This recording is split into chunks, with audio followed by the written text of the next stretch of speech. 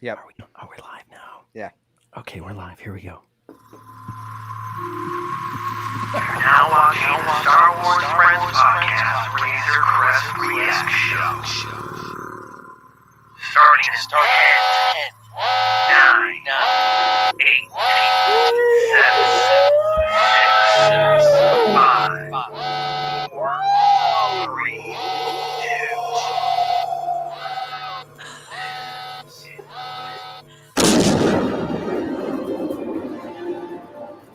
This is the way.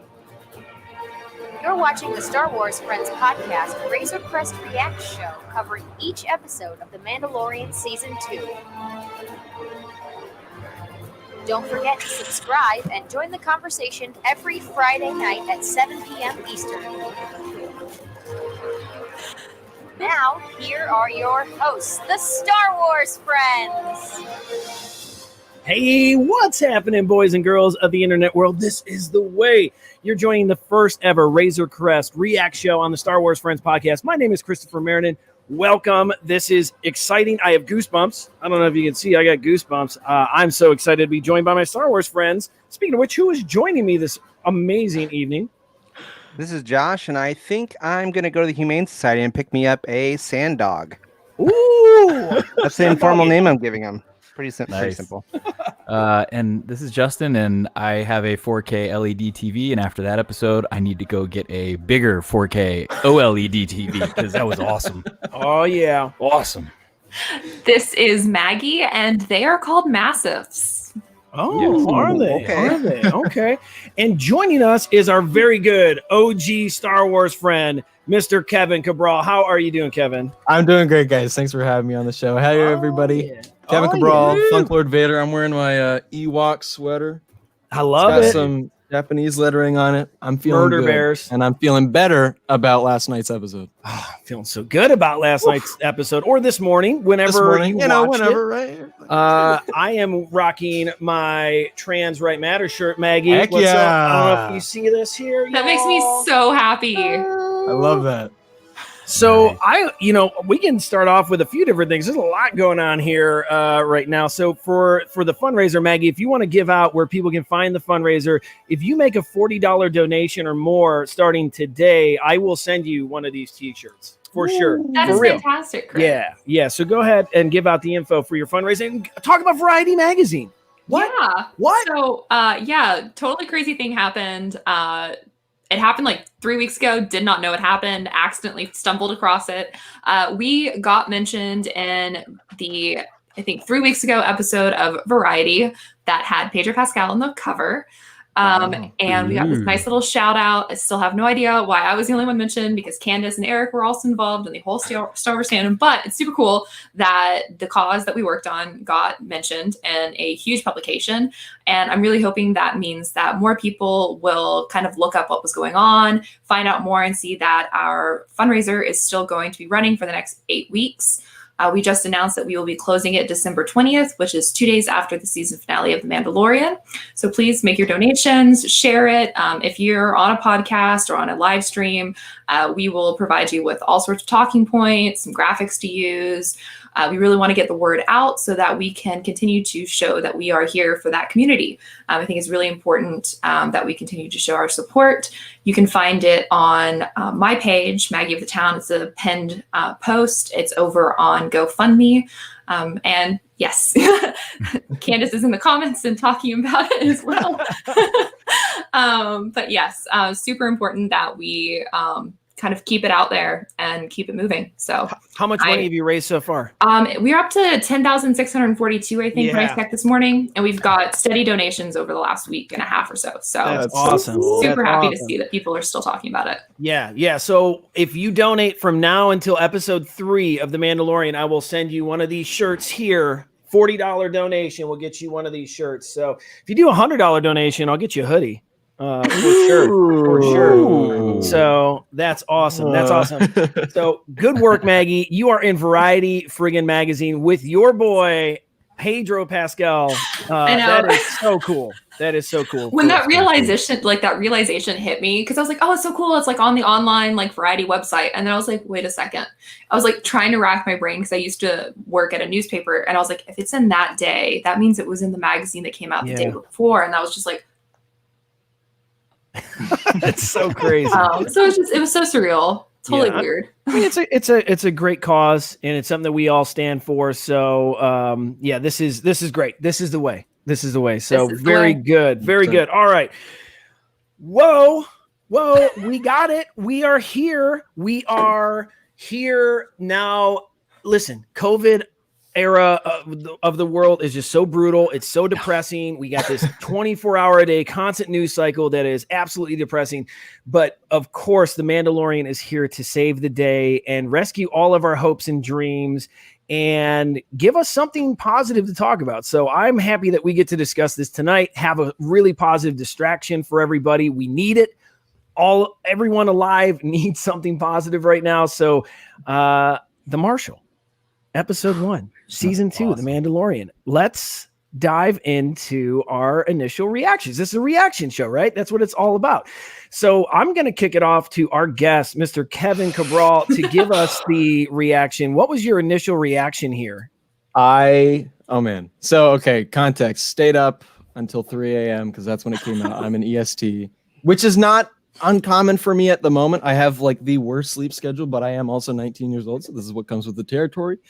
And I was up and I was watching it with my friends on the little group watch feature, and just the entire time, the first like 15 minutes are just Easter egg heaven, right? From R5, otherwise known as Red, the one with the bad motivator at the beginning of A New Hope, to, I mean, okay, let's get into it. The armor, right? Boba Fett's armor, right? I mean, that was very much out there. It's hard to not know what that is. But then you've got stuff like a pod racer wing from Anakin's pod racer. So cool. I'm like, dude, what are you Goosebumps. kidding me? Goosebumps. It was so many Easter eggs all over the place. I mean, but the episode I convinced one of my friends who didn't want to stay up to watch it. And then I looked at the time and I was like, oh my God, Mike, it's an hour long. right. And my heart leapt for joy, and I could just hear Mike going like, oh, I got a 9 a.m. Like, No. But I'm glad we all stayed up because it was a blast. I mean, it was so good. I just had a lot of fun. That's my reaction. So much fun, right? So much fun. I love it. Now, Josh, you are like the most fresh on this episode. I don't know how you waited all day to watch this. It would have driven me insane. I mean, what's your fresh reaction on this? I got so damn close to Boba Fett on a fucking dragon and didn't get it. So close. Yes. So close. Oh no, it was incredible. Obviously the ending and the armor and that really pivotal moment where he takes the helmet off and sets it on the table. One, signifying to Mando that he's not a Mando, and two, and then you get it's your first real good look that that's Boba Fett's helmet. Yes. Yes. I mean, there's so many, like Kevin said, all of the Easter eggs. Although I'm going to push my glasses up and say that I don't know if it was Anakin's pod because it was red and his wasn't red, but it could be. It is the same design. So I had the same thought. I was like Googling. I mean, I don't want to say everything because I want everyone to, but those were that. Yeah. I don't, as you can see, I'm still heavily processing. Right?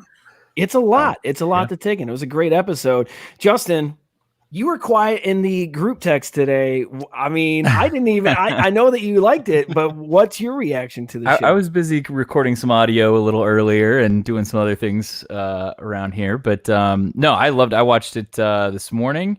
I think we got to change that art logo that we got with Boba Fett on the dragon. So now it needs to be Cobb Vanth running away from a dragon or something like that. I think that might be a little bit more on point, but no, I loved it because the big thing with Mandalorians versus like Stormtroopers just crank out armor and it's one size fits all and they just wear it. so in Star Wars, right? But Mandalorian armor is made to fit the specific Mandalorian, and seeing Timothy Olyphant in that armor, which is clearly too small for him, was awesome. Like the shoulder things were too small, the chest piece was too small, and all I could sit there is all I was thinking was, man, I can't wait to see the cosplays of Cobb Vanth when we go to Celebration in 2022. Oh, yeah. And that he's actually been on screen now. Like he's a real character, not just a book that you don't have an image of. He's now a character on screen that you can create a costume for, which using those who have Boba Fett armor already, you got to muck it up a little bit more, but you're there. It's such a cool look. It's such a cool look with the red bandana. It's very Western. Mm-hmm. I will get into that on this episode. This was the spaghetti Western of all Mandalorian episodes, but how cool. He's so tall. So tall. He's so tall. Right. It didn't fit. Yeah. No, it's funny. Maggie, we didn't get to see Pedro's face. That's okay. Are you okay? Okay. Yeah, I'm fine. I'm fine. Okay. I got to see Timothy Olyphant's face. And fair enough. I'm so happy. You got consolation prize face too. Yeah, true. So what did you think? I was so excited. So for anyone who like didn't follow me on social media, I did like a 10-hour social media like cleanse because I knew that it was going to be everywhere. And for once I didn't want to be spoiled. But I wake up a lot in like the middle of the night. And so I kept waking up from dreams that I had seen the episode already. Yeah. And it was like just like totally trippy, like totally not at all like the episode. So like then it was finally like time to wake up, and I had my alarm clock set to go off with the Mandalorian main theme. So I was like kid on Christmas Day, like living my life. Yes. Started watching the episode, just like absolutely like, oh my God, it was so good to be back in that universe. And I was so happy to be back in Tatooine. I know people on, social media, I was super excited to see that. So excited to see like familiar faces. I loved seeing Din's like kind of shift about droids, just so much. Then Timothy Olyphant came on the screen, and that was like all I've thought about all day. Yeah, he was fantastic. He was fantastic. Is that a pun? Can I use that now? Fantastic. Yeah. Good. All right. Good. I know. I was so happy to see Cobb, and like my first thought was Chuck Wendig and like the aftermath and stuff. So excited. Like I'm sure it's bittersweet for him to see that character on screen. For sure. It definitely brings that synergy together that we always talk about on this show. The story group finally starting to come together, making a lot of great decisions here. Obviously, it's spearheaded by Favreau Filoni, as Josh is rocking on his shirt tonight. That is the dream team. That is the dream team for sure. I just want to say this. Boba Fett is alive. And y'all can suck it, okay? I'm so over it. That's true. It's final. It's not final. that we will, by the way. So take it off of Wikipedia. Take it off everywhere. Boba Fett is not literal. Alive. He's alive. No, I mean, a lot of updates. Well, I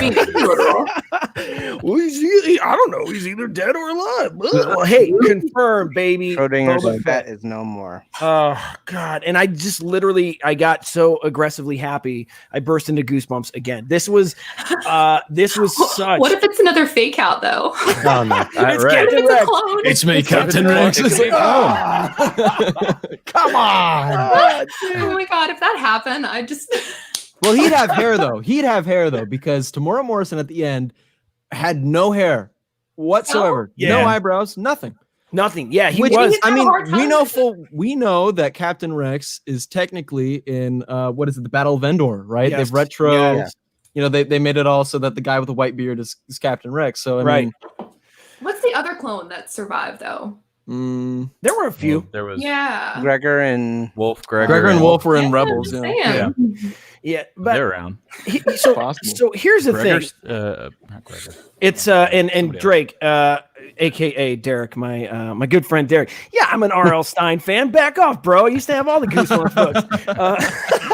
But listen, this episode was so large in scope. It was so big in scope. It started off like this gangster movie with Gor Koresh, and they're in the fight club, and that was so crazy. And then it goes to the spaghetti western back on Tatooine.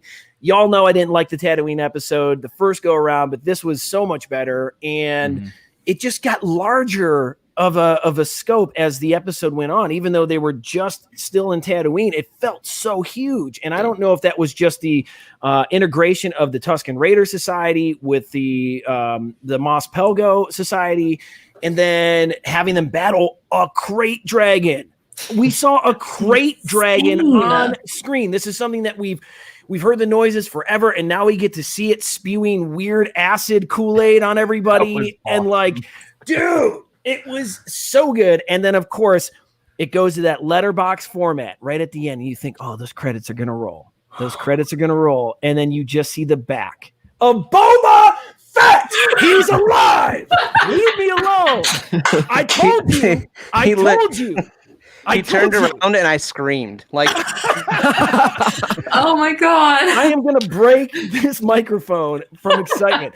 I told y'all, you cannot have a show called The Mandalorian and not bring back Boba Fett. And for all you haters that are like, he's the worst character in Star Wars, they are going to give him such an epic tale in this series. Whether it pans out the rest of the season or next, he's now part of the story. And I think he's going to play a major impact on the future of this character, Din Djarin, that we all love. So anyways, that's my reaction. I have to tell you about Boba Fett. So Tab's mom was over, and I came downstairs after it was over, and I said, "Did you hear?" And she's like, "What are you talking about?" And I was like, "Boba Fett's alive." and Tab goes, "My mom doesn't know who Boba Fett is." And she goes, "Isn't he that stormtrooper looking dude with the green armor?" And I was like, "She knows. That's good enough." One of the Josh two. is like, have you heard about my Lord and Savior Boba Fett? Are you prepared for a Boba's return? So do we think that the people or the person we saw was then Timothy Oliphant's character at the end of the Fennec Shand episode? Yeah, Okay. I think so. Well, who knows? I mean, or was it? I didn't hear the I think Spurs probably though. Boba. Exactly. I did. There's one Did shot. you? There's one Okay, 'cause shot, I heard- and they're Okay. walking. It's after they've decided to team up, and I believe it's when they're getting ready to head out to meet the Tusken Raiders. And there's a shot of both of their feet. Okay. and Okay. it's not incredibly distinct, but it is there, and it's only I was one listening shot. when he walked into the bar at first. I know, Like he that's what I was first shows looking up in the for. doorway and he like walks Yeah. in because that was the quietest part, and I didn't hear it at all. And I was like, okay, so there's no Spurs, so Right. it can't be him. I was like, well, who the heck is it then? So I don't know. I'll go back. I only got one watch in. I'm gonna get more. Yeah, like almost. Tim, Me too. leave Jar Jar alone. Tim. No. Leave Jar Jar alone. who is? What are you talking about? Listen, We got Buff Jar Jar at the end. we Yeah, all I know. know. We all know who the worst So- character is in Star Wars. It's Beaumont. It Yeah, is but- Beaumont. It is I Beaumont, said actually. Beaumont. Don't you listen to the Star Wars Friends podcast? I mean, we tell the truth here. We only tell the truth here. It's Beaumont is the worst character in Star Wars. So Tim might be into some dark science though. That might be the thing. yeah, fair enough. All right, so let's walk through the episode here, and I'm going to try to pull up some screen grabs. I had a little bit of technical difficulties with these prior to the show, so we'll see what we got in order here. We have Mr. Gor Koresh here. Let's share it. Y'all see Gor Koresh. Now, Kevin and I both thought in the trailer for season 2 that it was voiced by Jon Favreau. Turns out John Leguizamo is Gor Koresh, the gangster Gor Koresh, who has a striking resemblance to Danny DeVito when he walks. Yeah. Anyone notice that? Yeah. It's like, he's running away. It's Yeah. very Danny DeVito. It's very funny. This episode actually felt a lot like a Clone Wars episode. Very Kind of. very comic-y, very Gor Koresh definitely had a comic vibe to him. Those Gamorreans were very skinny. That's something we saw in the trailer. But I thought the battle was cool. I thought those vibro axes were cool. Did you guys like the Gamorrean pieces? Oh yeah. It was fun. I mean, I didn't see a flying elbow off the top rope like Macho Man Randy Savage, so I was kind of upset. But otherwise, I mean, yeah, it's sweet. Okay. Well, no, we did see the one Gamorrean jump over the top rope into the he jumped at the Mando. That was a wrestling move. That was a pure. That would be wrestling called a tope suicido. That's what that's called. But yeah. move. Excuse me. So that was cool. Now, Gor Koresh, he had some information about where to find Mandalorians, playing hardball, and we got to see those whistling birds, which, of course, the cute moment with Baby Yoda just hitting a little button and sneaking in his little Feel that moment pram. every single morning. Oh, it's so cute. But how did you feel about this whole scene? I got like I keep saying, it's a gangster. It felt very gangster to me, which is a total genre. Anyone have any? Does anyone care about Gore Crush? Gore Crush is going to where they were, what planet that was. They did not. No. So I just liked when he was walking in though, and the streets are all dark, and you just see those glowing eyes along the side. Yeah. And you basically, it's like you have to stay in the light. But Yeah. the artwork on the sides of the building as they were coming in, like it looked like stormtrooper helmets, kind of or clone helmets. Mhm. And then there was like a little yellow gold circle head. It almost looked like 3PO. Yeah. It did. There was so much to like, and I got to go back and watch again, but Yeah. there was so much to take out of just that artwork that I couldn't tell what anything was, but it was a very seedy, dark place that So you didn't I want to be wanna- hanging around. I have a thought about that. I think that based on those they look like clone troopers, but they also just kind of look like droids, and I think that might be like the planet that the droid Gatra is based on, or is like their home base planet. Especially because he said like, shoot, I can't remember his name now. The Cyclops guy, Gore. yeah, he like mentioned the droid, the droid Gatra. We predicted during the trailer reveal that it might be Lothal. Now I don't see it being Lothal.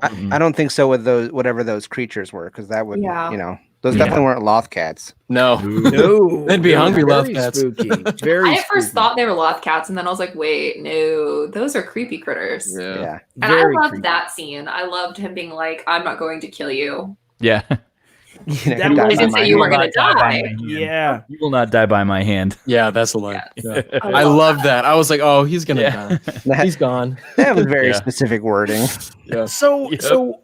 Din Djarin is incredibly brutal as a warrior, Yeah. hand-to-hand combat, and we get to see this again. We obviously got to see it in episode 7 of season 1, where he battled Xian and Bill Burr's character. I never remember his name. It's Bill Burr. It's Bill Burr. It's Yeah. basically Bill Burr. Yeah, but The we get to see Bostonian. this incredible hand-to-hand combat in this scene. So yeah, he chased Gore Crush, kind of escapes, and then he strings him up by his feet, throws him over a lamp, hangs him upside down, and shoots the light out. I mean, that was so evil, and it's right around the corner. What, Halloween's tomorrow?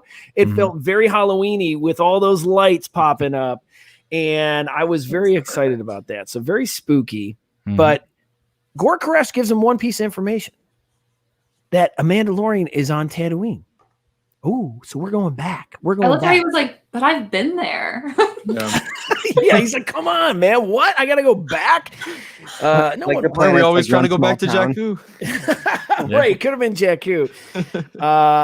But it was pretty cool. It was a great scene. Now here we go. So we get back into Tatooine, and what is the name of that character that I hate, who looks like Pella? is it her Pella? name Pella? I think. Has very okay. Amy So Sedaris? for those who haven't listened to Star Wars Friends podcast, I have a huge issue with the fact that she looks like Ripley from Alien. That's a whole Yes. different bag of beans. But it's true. It's true. What, Maggie? You don't agree that she looks like Ripley?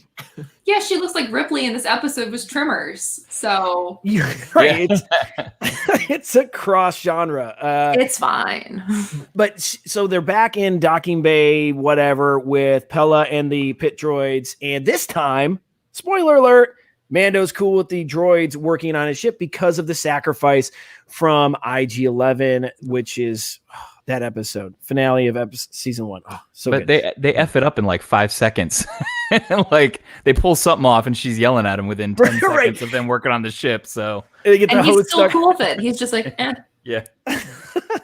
But here's the thing: he's comfortable now. He has a rapport with this person, and she still has a speeder bike from that Toro Calican adventure that they went on.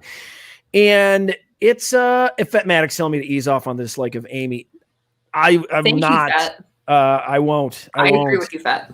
I will say far more likable this episode than the last one. She I had a was lot like of. every single one of us, like, can I keep him? Can I buy him? I mean, I'm just kidding, but I mean, can I? But I'm Can I not. keep him? She's like an ant. Yeah. You Somebody look- Yes. ant, like with Very the baby. Like She is the baby's godmother now. yeah. That's pretty funny. That's pretty funny. But he knows he has to go in search for this Mandalorian. How does he get the information about Mos Pelgo? He already has it, and then he asks her where to find it. He asked her if she had heard of it, and she said, I hadn't heard that name in a long time. That's right. It's pretty much was wiped off the map, and there was Mos Eisley and Mos Vespa, right? I think. And she was like, here's a map from R5, and he comes trudging along very slowly, pops up the map. She goes, well, here's these two. It used to be right here, but he's like, I don't see it anywhere. He's like, well, it's gone. It's not there anymore. And when he got there, it literally was like 3 buildings. Yep. So I can understand why it doesn't show up on a map. It's like that one stop sign town. Yeah. You know what I mean? In a very rural area of the country. And it was great. He gets up in the speeder bike, and it's a spaghetti western. He goes down the main street, the main drag, and you get to see all the people in the village, and they're all looking, and you know that there was going to be some like shootout with the sheriff, right? And the episode's called The Marshal, so that was, you knew it was coming, but it was so well done, very western, very Tombstone. I had a lot of fun with that. That was cool. Very Deadwood. Very Deadwood. Yes. Now we get to the scene where he goes into the cantina, and a Weequay, who sounds like he's from the southern United States. So if you read any of the Star Wars novels, when they talk about folks from Wild Space, they all have this accent. So I'm imagining when they talk about the accent from Wild Space, that's what this was. And the Weequay is just like whatever, and of course strolls in. Let me pull this up. Come on. Where is this screen cap here?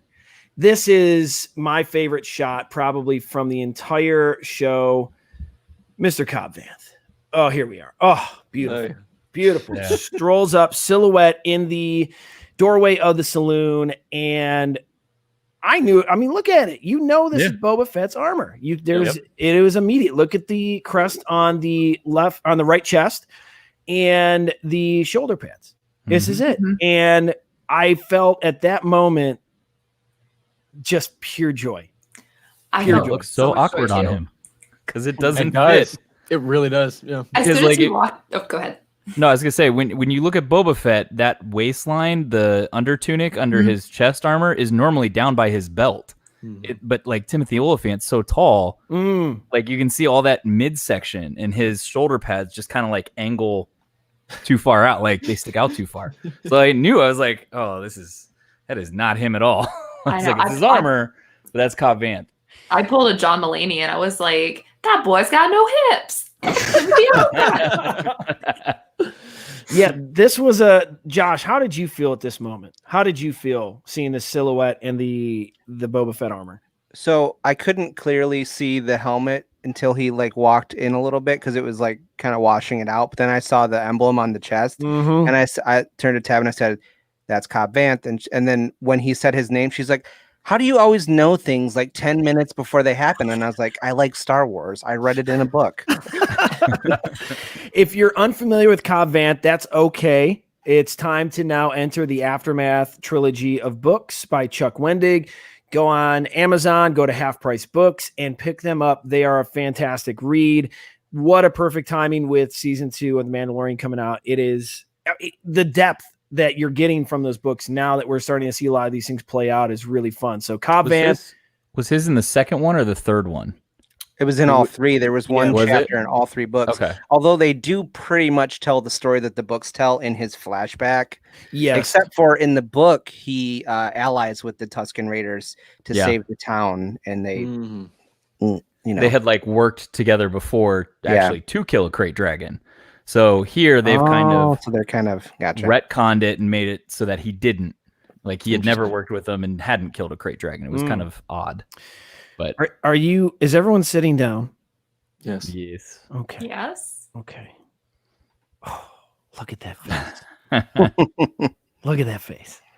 Oh, Timothy Olyphant. And I love the red tunic. I love the red scarf. It's just really striking with the armor. The Fett armor just even more degraded than the last time we saw it in the Return of the Jedi. This is just really, really cool.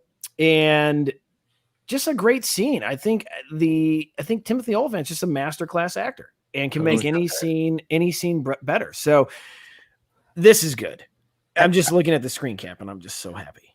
I think the red tunic works too because it looks good, but it also looks. It very clearly does not match the armor. Like it doesn't, so Right. it's Right. his armor is cool. It helps him, and everything. But at the same time, he's like out of place too. Yeah. Mhm. Oh, so good. And we got a couple comments here from longtime listener. Love the name. W. Earl Brown played the Weequay, also from Deadwood. Makes sense. Perfect. And Tiernan says, can we talk about Den just leaving his kid on the bike in an Oh my God, I said the same thing. Right? Yeah, that was I was like, where is he at? What? He's just gonna hang out with these people? But of course He pokes knows. his He's like, head. that little shit's gonna follow me, and it's fine. Saul, of course, perfect casting. Yes, this was so cool.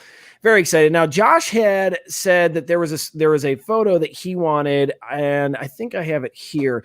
This was the defining photo for me, and I cannot wait to share it here. Once again, technical issues, but bam, there it is. The helmet, the dent, the dent. So good. If you didn't realize this was Fett's armor before, there you are, vindicated.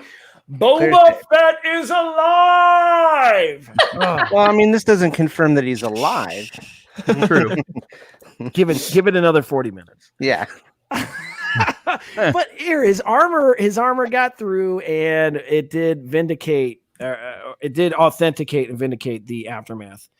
Can I just say, with like this scene was so great because Den doesn't really have any dialogue when like the moment happens, but you can sense his like excitement for finding a Mandalorian to his annoyance, just from a slight like shoulder shift. And I was just like, dude, you can just read his entire reaction to seeing him take that helmet off. Yeah. So you see Saul's question said, where'd the bullet hole come from? There was the cutscene, the animated cutscene between Boba and Cad Bane, and Cad Bane hit him in the head, and that's what caused the bullet hole, supposedly. But you never actually saw that in.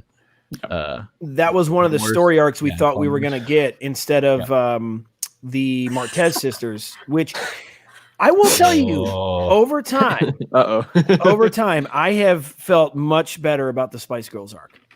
I think I really have. I really have. I have felt much better about that over time. So, this is my favorite comment of the night so far. Our friend Scott asked, "Is this why Kyle isn't on tonight?" No.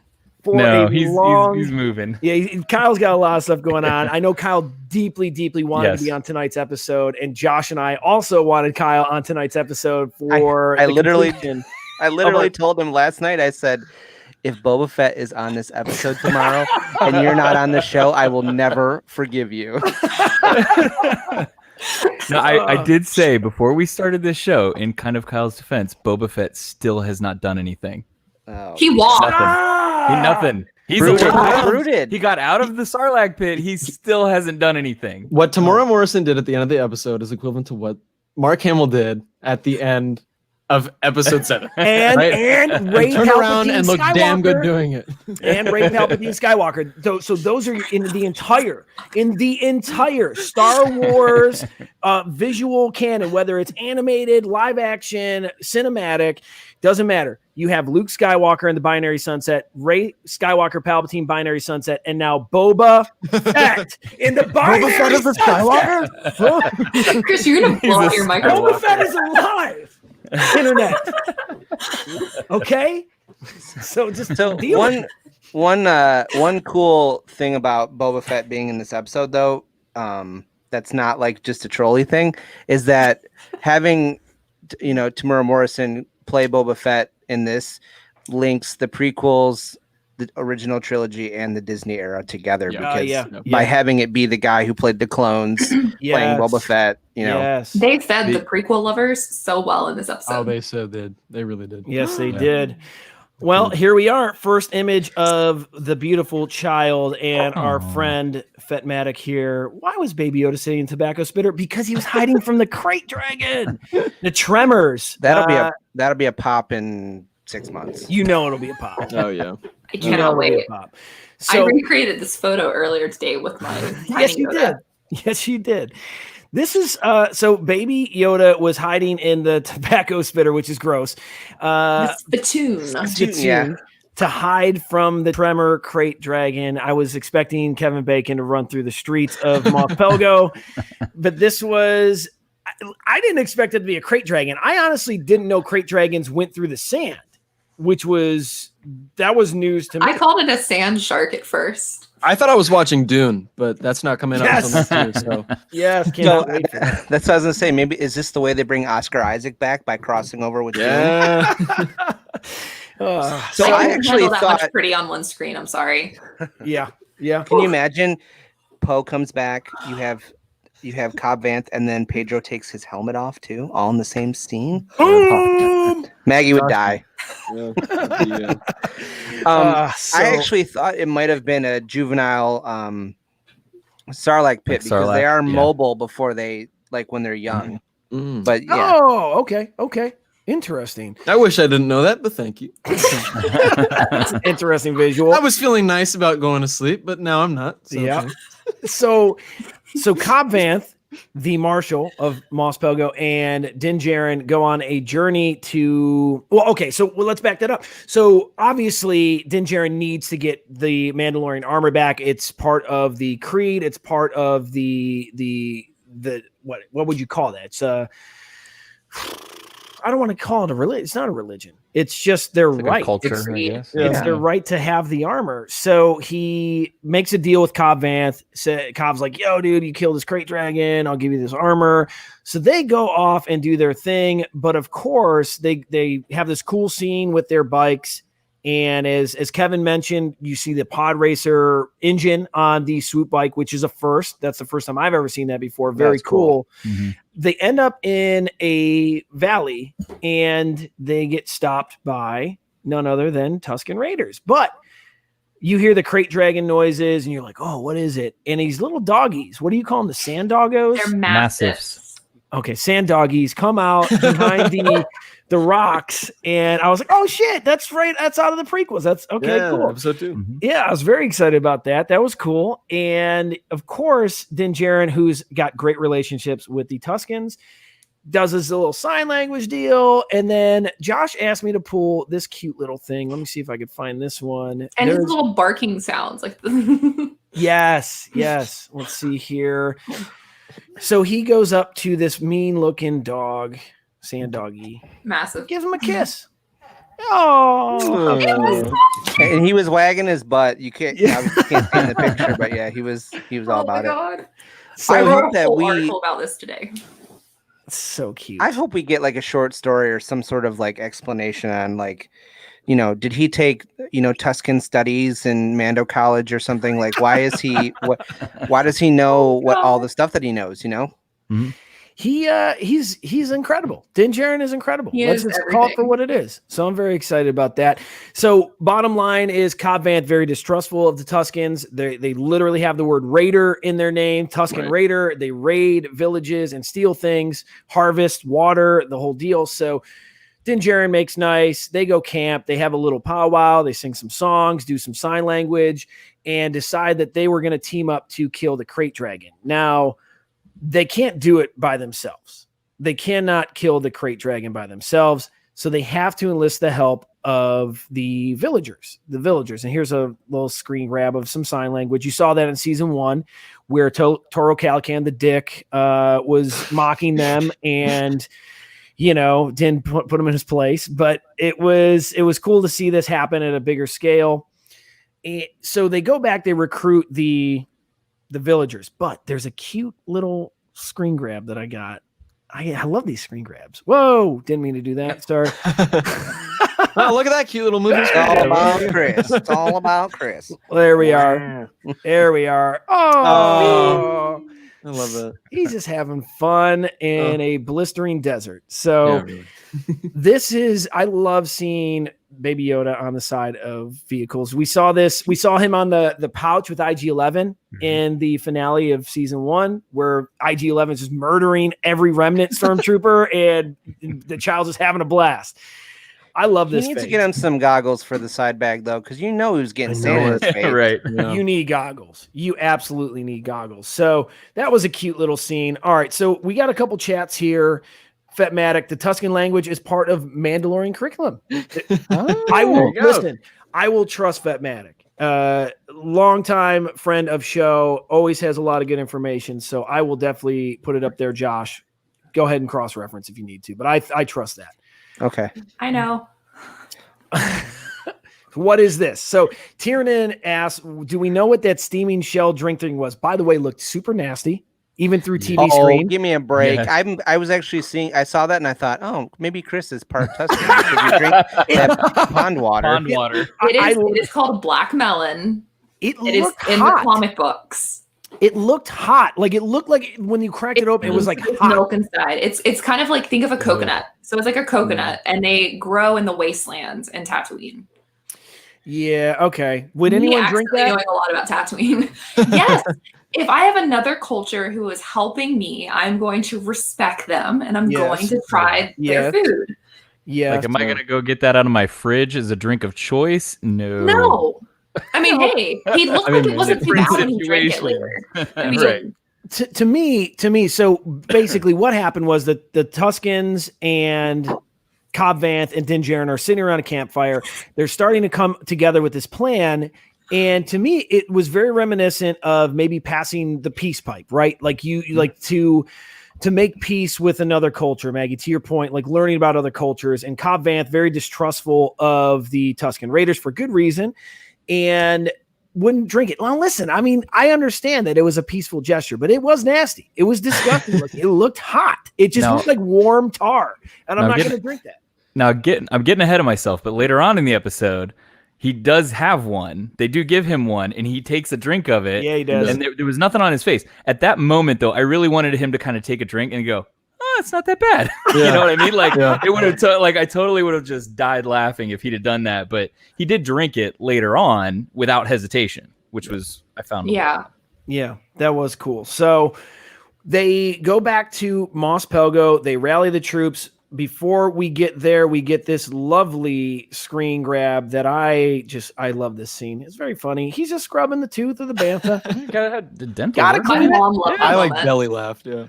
That was It's good. it's the little details, the little comedy that makes Star Wars. And you get just enough in all these episodes of Mandalorian. You get just enough comedy. It's so good. I mean, why would they show a Tusken Raider cleaning the tooth of a bantha? It's just one of those things. It's real world. It's very cool. So, do you guys like the banthas? That was fun. Yeah, That I was like fun. Panthers. The toothbrush thing was the thing that got the biggest reaction in the whole episode out of Tab. Oh, really? She thought that was hilarious, but then I ruined it for her by saying, "Well, yeah, they were preparing him to give him to the dragon. They were cleaning, you know." That's what I said to my mom. She was like, "Oh my god, they're brushing his teeth," and I'm like, "To feed him." Oh my god. Anybody else though notice so when the giant crate dragon is going under the main street in Mos Pelgo, right? It was clearly close enough to the surface that the sand was moving on top, right? Yeah. And it's so big. Like Yes. you clearly see how big it is at the end of this episode, but it's tunneling under the city. But then when they go back to Mos Pelgo, the street is like there. Like I would have figured if he's tunneling a giant hole under this city, everything would have gone down in the middle of it. Yeah. And made that exact same sound.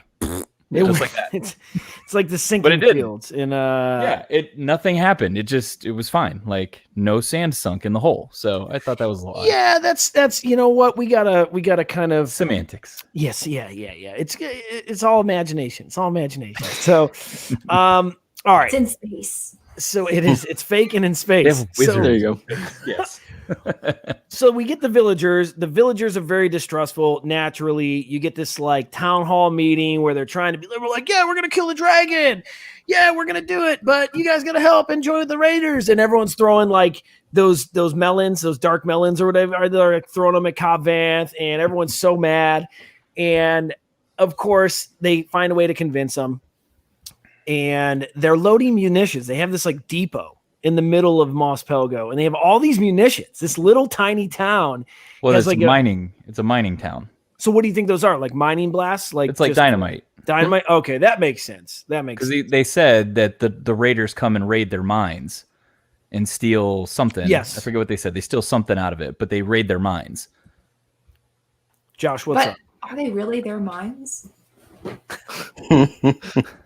Those are their minds. Those are the Tusken Raiders' minds, not theirs. Exactly. I was a little annoyed that the whole town was human except for the one weak way The one weak bartender. Yeah, Come weird. on. Yeah. Like Mos Eisley, there's like one or two humans in the whole bar. Everything else is aliens, and this one, it's Maybe the mind people killed them off. nitpicking.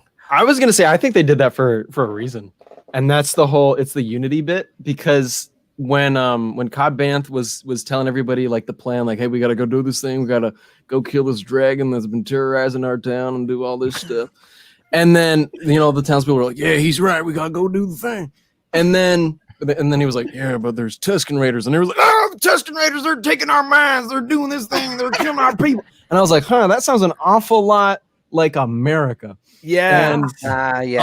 I thought it was a whole like humans and aliens bit was meant to be like those Gotcha. that are That here makes and sense. those that are Yeah. not here, Yeah. And But, weak way is the token alien of the town. Yep. Exactly. Yep. Yeah, my mom Um, said the same thing. She's like, it's like the Western trope of like the very white Western town teams up with the neighboring, indigenous people, and then they take on some new like the loggers that have moved into town, Yeah. or Right, like something right. like that. They take on together, and there's like the one token. That's your classic Western trope. For sure. For sure. Cowboys versus aliens. Now Yeah. we have certified voice actor Kevin Cabral on the Oh, episode man. tonight.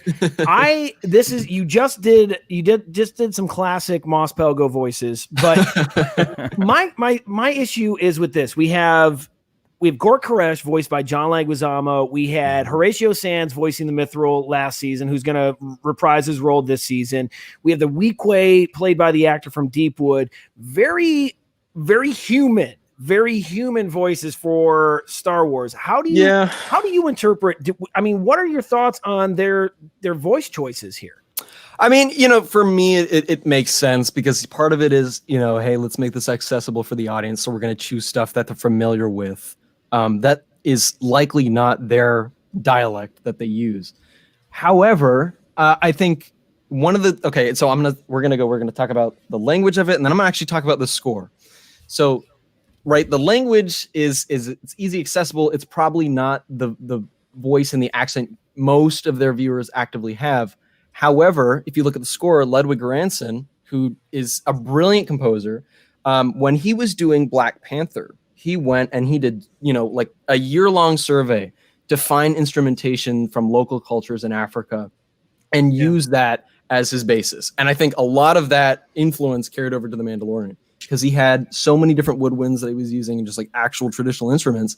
And that was something where it's like you're getting a different sound in Star Wars than what we're used to. It's not John Williams. It's not John Powell. It's not Michael, Giacchino. It's none of that. They're all very orchestral in nature, and the score has its moments in that realm, but it brought something new, something more textured, something that was its own. And I think, frankly, that, this is a good question to bring up because I think it would have been stronger if we had characters who had more real Earth-based influences. I know that the English language, which we are speaking right now, it has some interesting bits about it, but frankly, we're all used to how it sounds. And The Mandalorian being a show that is filmed in English, everyone's going to be used to that sound. So if you added in more guttural, diaphragm based or click based or something like that into your speech, even though everyone's speaking basic, I think that would add like a much needed diversity just to what we're hearing, because if you had, like the Geonosians, if you had a Geonosian who learned basic, right, what would that sound like? That would be cool to see. Stuff like that. I think that would have been an interesting direction to go towards, but ultimately, probably a nitpicky argument. That's what we love here. We love the nitpicky. Then there you go. It's true.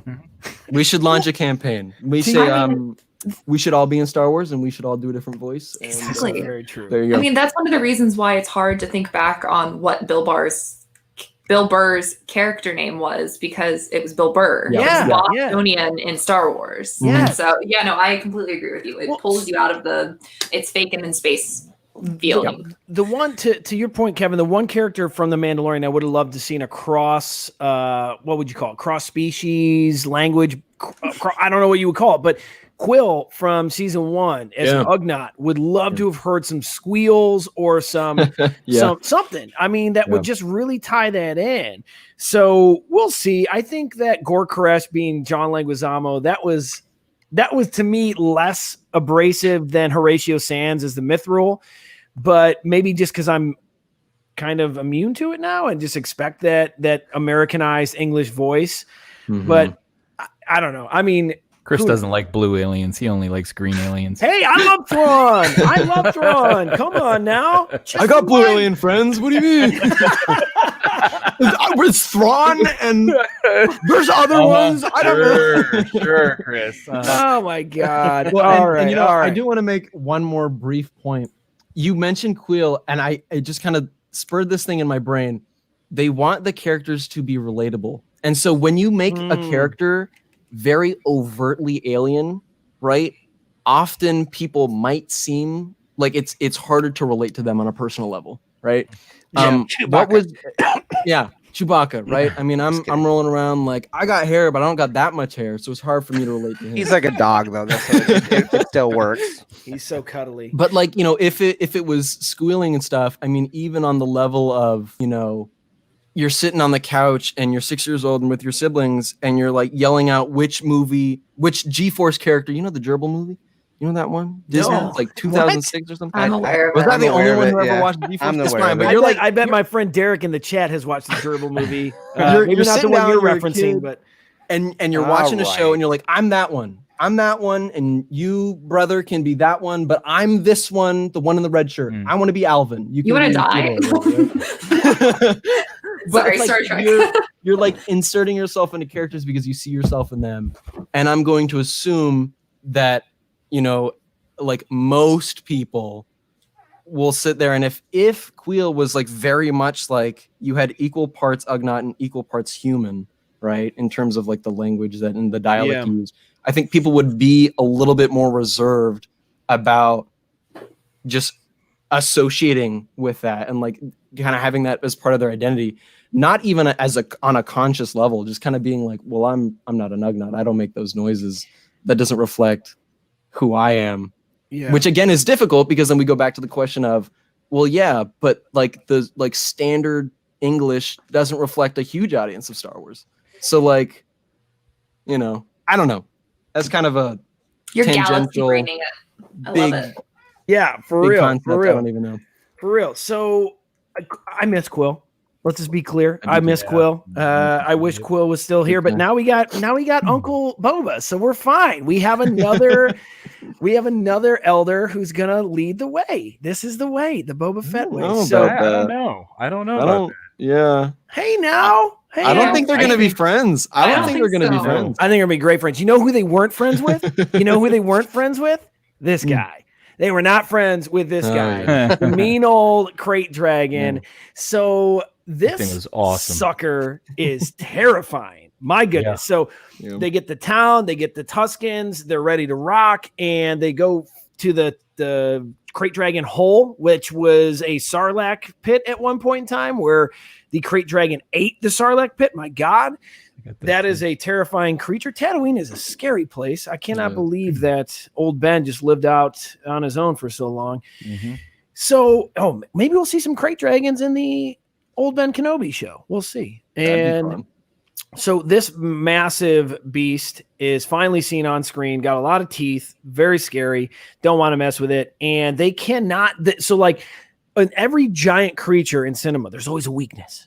It's the soft belly. So on the crate dragon, it's the soft belly, and they plant all those dynamite, whatever explosives, the mining explosives, but they also strap them to a bantha, which was crazy. This was kind of cruel. This is a wild image here. So you have your bantha bomb, Hashtag Bantha Bomb. Hashtag Bantha Bomb. I like that. Yeah. Oh, actually, I like that. I like the sound of that. Hashtag not Bath Bomb, but Bantha Bomb. What if they made a bath bomb in the shape of a bantha? That is an Etsy. With or without fur? Both. Yeah, Both. Like You Fuzzy get the Wuzzy option. wasn't there. Fuzzy Wuzzy had no hair. You get the option of a hairy or Oh my hairless god! bantha I'm gonna go bomb. patent it right A now. hairless Star I'll Wars. check. What's that soap store in the? What is that? Lush? Is that the soap Lush. store in the Yeah. Lush? Oh my Yeah. Say, can you guys make me a Bantha Bomb, please? Introducing our I just see what newest they're gonna look at me Bantha like, what Bomb. the Buy heck? it with or without Right. hair. I'm good, thanks. Oh I my really am. god! Like you're gonna have to comb through all the knots to even get to the soap. Oh, So you're just Like, like, when your well, when fingers you go drop dry. it And you're in, like, this is great. This is worth it. It's experience. when you drop it in, does like hair just dissipate in your bathtub? Like It's just all hair everywhere. instead of like the bubbles. oh my god! nasty. I am so happy with that. So we got the hashtag Bantha Bomb, and there it is, right? Because they want to try to kill this thing. Now, one thing I did not get a screen cap was so they can't kill it. They try to kill it. That doesn't work, and then Mando and Cobb Vanth are like, "Yo, we got jetpacks. Let's rock!" And they both go after the crate dragon, who like explodes through the top of the mountain, and you get to see these incredible jetpack scenes. Also, you finally get to see a competent version of Boba Fett's jetpack in use, which I'm very excited about. Did anyone expect Cobb Vanth to rock the No. jetpack? Yes. No, Did you? I did not. Yeah, me neither. Well, how do we know? He didn't train in the Rising Phoenix. That's Right, right. that's what I was gonna say. That's He right. trained on the Rising Phoenix, but at the same time, I'm going, okay, it would have been broken or busted after it got hit Right, by yeah. Han and it went into Boba the Fett, pit. Boba Fett. Yeah, Maybe where? So I thought it was like maybe like he wore it, but like the rocket launcher was still good, but you know maybe the actual flight capacity of it was broken, right? But then when It's been a when he hits it again with the gun, I'm going, okay, so clearly this kind of jetpack is defective. Like all it takes is like a gun butt to it, and all of a sudden it goes flying There off. it is. Right, like this jetpack is the worst jetpack that you could possibly own. Can we just marvel for 1 second to get this Return of the Jedi throwback I know. in this episode? I am so beyond happy with this. I geeked out. Like And I he was knew where loving to this hit it. episode. I was loving this episode. And then this happened and like it just took it up so Yeah. much. Like he This knew was- where to hit it. Like he Yeah. knew what to do. He was like, "Nope, you got to go." And all of a sudden he like rocketed into the sky, and he was like, "No, this is defective. I'm just gonna punch it." So So cool. he Now, knew it was. It's one of those jetpacks off wish.com. He knew. good call. So I know we're getting everybody's favorite reaction from the show. We're going to read all these in a moment. We want to get through the rest of the episode here, and there's a couple pivotal moments before we finally get the resolution here. Now, I do want to show one more screen grab of one of the nastiest things I've ever seen in Star Wars. Not the dark melon or whatever that hot juice was that the Tuskens were passing around. Was not expecting hot that at all. juice. either. Look at That this I was not acid expecting Kool-Aid that. I was trying to eat breakfast. with the hot juice. the dark hot juice.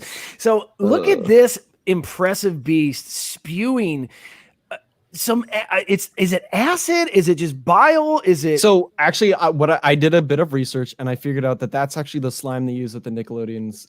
Kids Play Mark Summers? Mark Summers is coming by Tatooine That's- with a couple like Rubbermaid totes and just pulling it away. That was so awesome to see because the dragon I was just terrified for just being a dragon and just being huge. But then you get instead of fire, you get this spewing acid, and that was like awesome. God, what a terrifying creature. That's Could you spooky. imagine seeing that thing in real life? My God.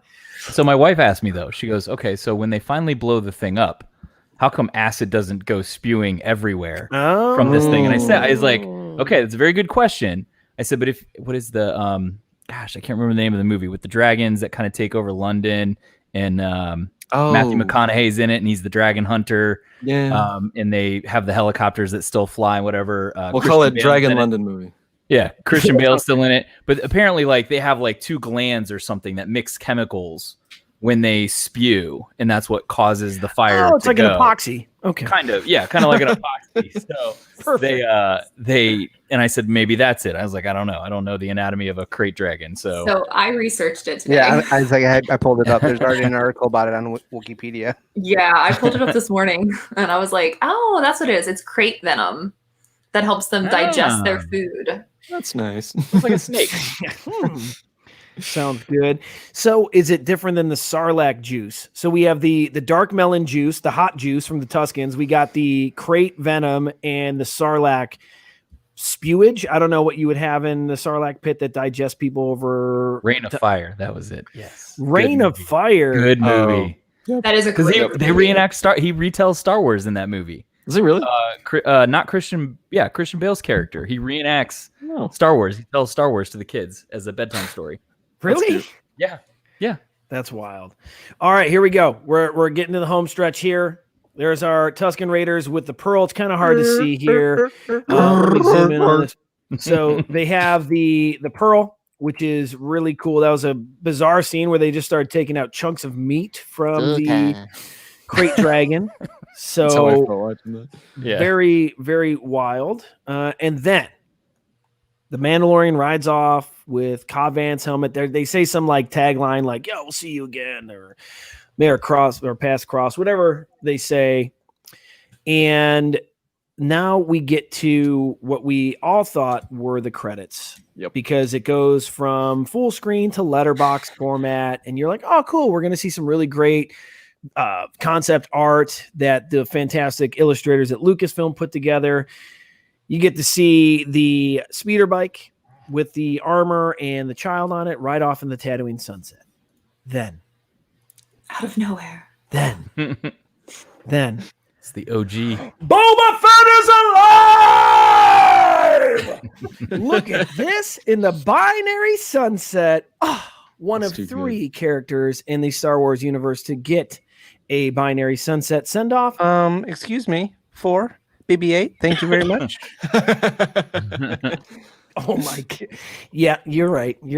I know. Guys, everybody on Tatooine gets a binary sunset. What are you talking about? Every single day. Cool. You're not special. True. That is so true. Look at this sweet shot here, though. Did love. anybody think it was gaffy Sasha stick? Banks before he turned around? Yeah, that was Sasha Banks. Yeah, that was my first thought. Got the gaffy stick there. You got but the interesting thing is both of those are Sand People weapons. They are. That blaster is a Sand People, and his robes to me indicate he is. The only thing he's missing is the mask, which I'm pretty sure the wrapped mask. So maybe he was in that group helping them, and he's watching him ride off with his armor. That would be something. Or I don't know. Like it was just very interesting that he's dressed as a sand person right now. Yeah, carrying their weapons. There's some precedent for it, but not anything that I can come up with a good theory on. So, Ashered Het is the character I'm thinking of, who was a Tuscan Jedi, and listen, this. Who knows? Do we think that Boba Fett will be in any other episode in the season, or is this all we're gonna get? No, we're gonna get him in this season. There's no way. There's no way you just do that and then don't show earlier, him. Chris, you said give it another 40 minutes, but I'm like, what if he just teases that in the beginning and then you go all season and don't see That's him what I'm the rest of the expecting. time? I'm expecting him to show up in the last episode. Yeah, I don't think he's gonna be here next episode. Definitely not. But he will be in this season, and I don't think they're gonna be friends. No, Not I at don't. all. I don't think so. No, And let me he's going tell to you try to what- hurt the child, and then that will justify my dislike for Boba Fett.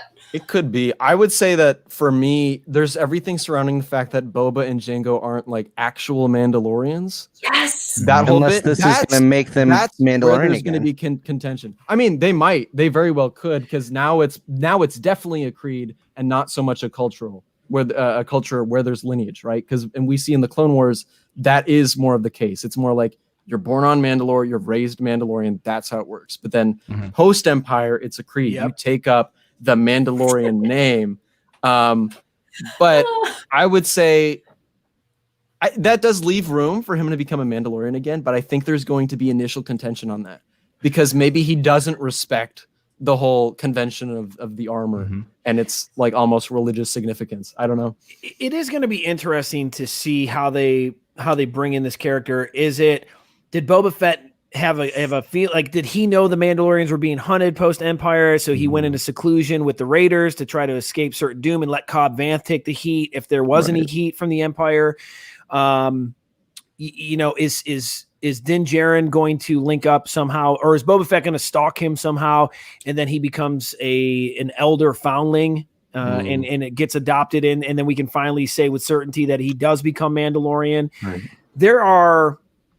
I can literally think of probably a dozen different avenues that this can take, and I'm sure we're going to talk all about them on the next episode of the Star Wars Friends podcast. So that is going to be a lot of fun. So Derek asked a hard question here in the live chat. Are we going to see a bank statement on Boba Fett? So, no, he's under audit. That's Sasha Banks's finishing move. Oh, is it? Okay. Yeah. Okay. I thought there was a tongue-in-cheek political joke there. I don't know enough about professional wrestling. Clearly, I didn't know the Gamorrean moves. That's why I'm here. It's okay. Thank you, Josh. Thank you. So I should have said the Hulk Hogan leg drop. Then I know the stinky leg drop. Okay, I'm deeply satisfied with this episode. I am very excited to see where the rest of the season goes. After just this recap here, everyone still feel the same? Y'all love this episode? Oh yeah, 100%. Every episode, like I said in the beginning, the things that they can do in the volume. Oh my god, cinematic, so good, unreal. Like that's why I said, like on my TV, it looks pretty good, and I'm like, I don't even have that good of a TV. I was like, I can only imagine what this looks like on an OLED, like 60-inch, 240 hertz TV that has fast processing. Right. Like, it looks great on mine. Yeah. And I was just blown away. Like just the overhead shots of, him riding through the desert, the crate dragon popping through the top of the mountain there, and just the dust and the debris falling. Huge. And the detail on it though is just amazing. And I'm like, and they just do this in this little theater, like round theater with a ceiling. Yeah. And it's unreal what they can do. So it's funny you should say that because they use Unreal Engine to do that. Unreal. Very nice. Touche. Now let's dive into people in the live chat, their favorite moments here. Our friend Nix from across the pond. What up, Nix? This is Nix's favorite thing here. One of my favorite things in the episode is the attention to small, simple details, like seeing the Sand People traveling on Banthas in single file, reminding us of what Obi-Wan said to Luke. Yep. This is what Nix always brings to the conversation, which is thoughtful, insightful views of Star Wars content. So that was a cool little detail. All the small little details. I think the R5 was a little cheesy. I think it was a little forced. And she was like, "Well, take your time," or whatever she said to him. Yeah. It was cute, but it was like, oh my god. Don't know where. What did she say? Don't know where to get good support anymore, or something like that. Yeah. So that was cool. A lot of small details there. Now, Cobb Vanth made an audio reference to the Camtono. That was kind of funny and had those crystals in there. That was cool. Let's see here. I think Tiernan said Din's Jonah and the Whale was a peak drama. Yeah, for sure. Yeah, that's a great Moby-Dick, Jonah and the Whale kind of story. Yep. Very cool. It was so great. That was, I was like, oh dang, is he gonna slip underneath? Because you knew what was gonna happen. I was like, oh, is he gonna roll out of the way at the last second? Hell no, he just took it. I was like, sir, you have a son to worry about now. Right, exactly. That's what I was thinking. I was like, dude is taking some serious liberties right now because he's like, oh, you gotta watch the kid. And he just goes flying in there. I'm like, wait, I just watched this giant lizard spew acid all over people and I'm about to fly into its mouth. Really? Yes. Really? No way. It's the best. Didn't have no thoughts. He just does. Jade Essman says the fight choreography at the beginning was beautifully done. I do agree. I love seeing the Mandalorian in hand-to-hand combat. Very cool. You get to see all the tools. We talked about this last season. Very cool to see a Mandalorian in combat. That was really awesome. Longtime listener says when Din left Gore Koresh for dead, hung him up by his feet. Didn't kill him. Just hung him up there for those doggies. No more space, not sand doggies, red-eye doggies came through. So that was what we assumed killed Gore Koresh. Saul Vieira says one of my favorite moments was actually seeing a crate dragon on screen. It's cool that they had the movie level special effects. Yes, absolutely. My goodness. Let's not forget, this is a Disney Plus live action television series, which had way better CGI than most things that I have seen. I mean, I don't know. I don't watch a lot of movies. I'm always thinking of like I Am Legend. If y'all know I Am Legend with Will Smith. No, I got an eye roll. That's what I was waiting for. It's just one eye roll out of Maggie. I like that movie. I like that movie too, but I don't like the dog dying. Oh, well, yeah, that's true. The movie came out in 2007. Allowed to spoil. Scott says, enjoyed a lot of pieces, but I think the Tusken finding the pearl was my favorite. Awesome flashback to Star Wars Galaxies with my friend. Yes. Very cool. Josh Laws, the nod to the Jedi when Mando trips the backpack of the Marshal, he flies off like Fett. Yes, indeed. I love that so much. These are all really good things here. So this was directed by, was it Rick? John, I think, isn't it? Was it? I thought it was Rick. Yeah, is it? I think John? it was written by, directed by. It was one of those. Yeah. Really? John's on. I know it was written by Favreau. I know that for sure. Yeah, he wrote almost all the episodes, I believe. So Derek says, a nice long story with confident directors. It's really fantastic. Yes. This is very true. This is very true. So let's see here. Longtime listener, I have no expectations for chapter 10. Either do I. I'm ready to rock on chapter 10. Favreau did direct this. Speaking of Favreau, who all watched Friends? He was the UFC show. fighter, Pete. Yeah, all I could think about Pete. was the boxing scene. And He was also a wrestler in or like a brother that liked in wrestling in Four Christmases with Vince Vaughn. Yeah, as an MMA fighter. Yeah, he's done those So kind I of love He was the in Mandalorian The fighting. Replacements. He was the linebacker in The Replacements. He's done a lot of characters like that. I love him. Yeah. But like all I could think of was the Friends episode with like the boxing and stuff. I was like, Favreau. What do we think's going to happen next episode? We're about to ready to wrap this React show up. What do we think's going to happen, Kevin? You're on the spot. Yeah, I'm on the spot. I sure am. Okay, I haven't given this an enormous amount of thought, so I'm going to say they're going to go back to the ship. They're going to hop on the ship, and then we might get to see Mayfeld again. That's Bill Burr's character. Yeah. Right? Complete spitballing probably won't happen, but it would be interesting because I do think he's going to come back. We know that they're safe. They got out. Yeah. So it'd be interesting to see them again. And honestly, the scope of this episode and just how many people were involved, like just in terms of like the cast, leads me to believe that this is just going to be a much bigger stakes season. And it has to be. That's how these shows work, right? Yeah. But it would be interesting if we kind of got like some kind of a group together. We'll call them the Revengers, and we'll get revenge on the Empire. I mean, that would be cool. That right, and then you get an Avengers moment, but then it's just it zooms in on Din and just like, this is the way, and then everyone's like, ah, and then Moff Gideon's like got the dark saber. Then I don't know. I don't know. At this point, I'm just playing with the figurines in my brain. So Yeah. And then Korg shows up and says, "F off, Ghost." Good point. This episode felt very action figure-y. Yes. It felt like a video game. Yeah, it felt like Favreau playing with action figures, and you're right. There was a video game element to it for sure. I would say this episode and the first episode in season 1 both felt like a video game. So much. Yeah. And I play like so many games. I was like, oh, this would be great in terms of a story-driven game because you got an objective, you go do the thing, it serves a story, you go back, you do another thing, and it's just like side quests all over the place, which I know some people are annoyed about. I'm fine with it. I just don't have time for side quests. But so I'm excited to hear what Mr. Josh thinks for the next chapter. Where do you think this journey is gonna go next week? Well, I think we're gonna see Ahsoka and Bo-Katan, and I have no idea. I wouldn't be surprised if like it ended up being that Boba Fett was the only one of all of those casting rumors. Well, obviously, with the exception of Timothy, but we don't get all that. But I really don't know. Like, I was really surprised that they they brought Boba out on episode 1, and so now I don't know where we're gonna go. I know that's not good content to say. I don't know, but I don't really have I'm not sure. Like, he has to find more Mandalorians. Yep. So, but I don't even know. So that might lead us to Bo-Katan. Actually, honestly, I don't know. Now I'm just saying stuff.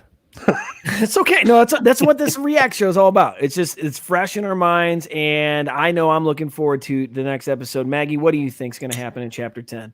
I have like this whole idea in my head. So like, let me see if I can like get it all up. Okay, so I think he's going to go back and he's going to team up with Grief and the person whose name shall not be mentioned. And I think that that's going to lead them onto the ship scene that we saw in the trailers, and I think that's going to lead us to Sasha Banks' character. But I think somewhere along the way, somebody's going to like be following them, and you're going to think it's the Sasha Banks character, but it's like maybe another bounty hunter that like saw them, or like somebody tipped them off. And so I think Sasha Banks' character is going to show up and like save the day, and like seem like be a fake out and think they're going to be the bad one, but they're like take them in, and maybe that will like be a gateway to other Mandalorians.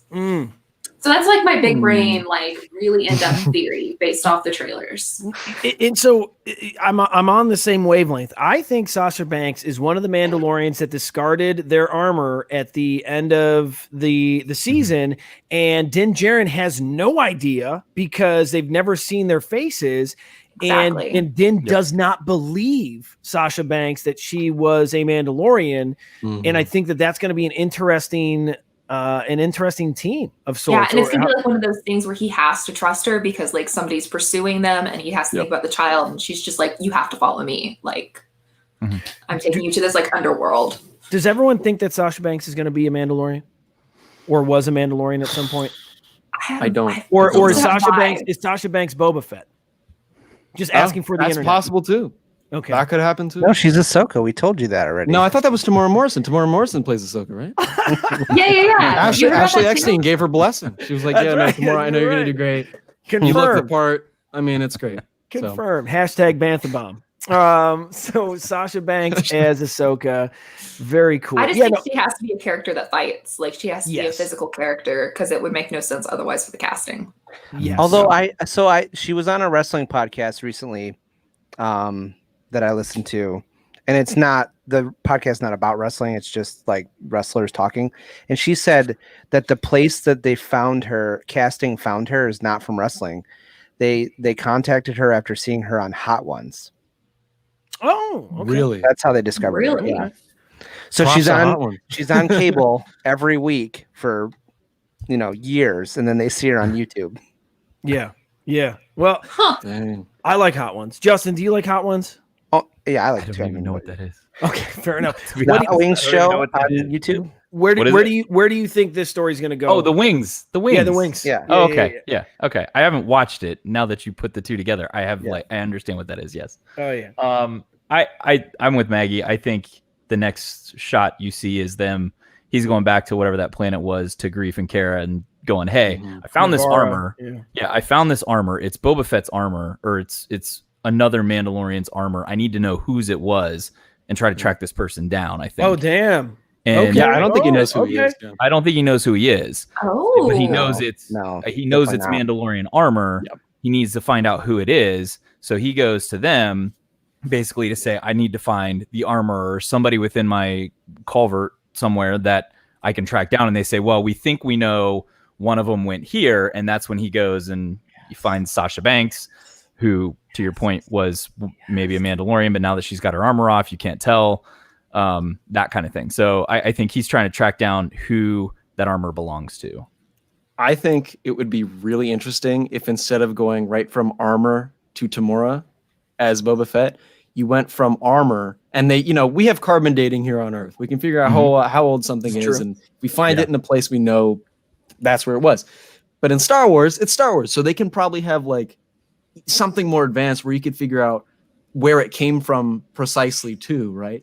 Yeah. So what if we find out where that armor came from before Jango had it, and we go and we find like the tomb of the original owner or something, and then it leads us all around. So then you get some Mandalore history in there too. Yep. I would love That'd be that. neat. Yeah. I That'd think be we cool. all would love that. I think we all. There's a Taika Waititi feature film for you right there. That would be crazy. Because to your point, like if you can date it, right? Like if she can look at that armor and go, this was made, 17 years before the Battle of Yavin or 30 years before the Battle of Yavin, right? Then you know that Mandalorian armor was in the time period of the Jedi. Yep. Right? So whoever's armor that is knows who the Jedi are or what they are and might be able to help direct the child to the Jedi. Because Where know are we that the story group? Come on. Right, come on. Yeah, bring us on. So speaking of that, I predict that we're going to see Ezra and Thrawn and next week's episode. We're going to get, it's all going to be circled in. Sabine's there. Ahsoka's there. It's going to be Kennedy. fantastic. Yeah, we're going to have Dave Filoni in a Gamorrean costume. It's going to be wild. Chapter 10. I'm here for it. That's your scoop, little They boys not on stuck internet. her in as a background character somewhere. Has she been in anything? I don't think so. Why I not? think Like she has. Kathleen Kennedy.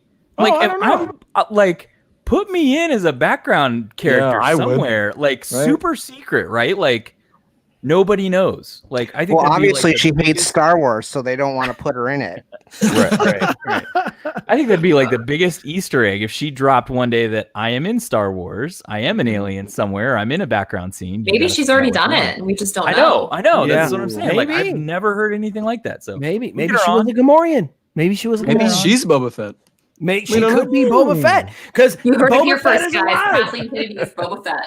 It's confirmed. Boba Fett is alive. I'm just very excited about this. So, everybody, thank you for having this roundtable discussion. Kevin, thank you for joining us. This was a blast. Everyone in the chat, this has Dexter been Jetster great. reference. Yes. Yeah, we do have a Dexter Yes. Jester reference in the chat from our good friend Scott. Right up his alley. Carbon dating Yes. in Star Wars is Dexter Jester. Oh, what do you know? Live action Dexter Jetster. Yes. Oh, Yes. that's crazy. That's crazy. So here we go. We're wrapping this thing up. This has been a blast. Maggie, I want you to give out the details on the fundraiser again for everybody. If you don't know, real quick, if you donate $40 to this fundraiser, I'm going to send you a t-shirt. It's a really awesome t-shirt. I'm just saying. Yeah, it is. It is. You can go to my Twitter, which is Maggie of the Town. My pinned tweet is the tweet from September talking about the fundraiser. You can click that link and it's on GoFundMe. Super easy to set up an account, or you can do it anonymously. Everything is super easy to do. Any amount really counts. But if you donate $40, you get that really sweet shirt. And Very I'm just soft. saying, like, Celebration 2022, we should all do like a big photo shoot. Oh, Just yeah. saying. Oh yeah. So if you donate $40 to the charity from now until episode 3, I'll send you a shirt. $100 to get you a hoodie. So please donate if you can. Kevin, what's going on in your world, man? Where can people find you? Where can they find you on the internet? I'm still on my social media handles at funklord_Vader. I'm taking a bit of a break from social media, but I'll be back in full swing soon enough. I got some big stuff planned. I So like it. I like it. Very cool. You can find me. I opened up my Twitter again. I'm Whoa! public. Yay! At No One Is Chris. I'm very excited. Please join me and don't be a dick. At No One Is Chris. Please. Let's talk Boba Fett because Boba Fett is alive. Your poor microphone. Your neighbors Maybe are just, like, what is happening over there? what's going on, man? I'm so excited.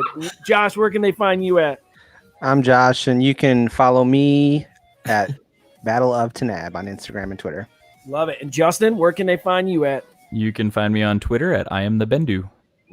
Very cool. Very cool. So we are all over the internet, if y'all don't know, and I'm going to be posting tons of Boba Fett stuff as the season 2 continues on. We are going to release this video as a podcast on our podcast channels. You can find us at StarWarsFriends.com. Our social media is at SW Friends Show on Instagram, Twitter, and Facebook. You can email the show at StarWarsFriends.com. Hang out with us every Friday. We're doing this every single Friday. Next week, our special guest is Tell your Ross friends. Sandbridge, who played body double for Snoke and a Wookiee in Solo. So Star Wars actor Ross Sandbridge. Kevin, do you do a Snoke? I barely. That I don't want to. I like my throat where it is. I really do. So we, and I like where it's at too. You got a beautiful voice, sir. Thank you. So Ross Sandbridge is going to be joining us for next week's episode of the Razor Crest Reacts on the Star Wars Friends podcast. Very excited about that. this is the way. This is the way. This is the way. Everybody, thank you so much. Hang in there. Wear a mask. Don't hug your friends, but verbally hug them. Show them love. back. Boba Fett is back. Later, y'all.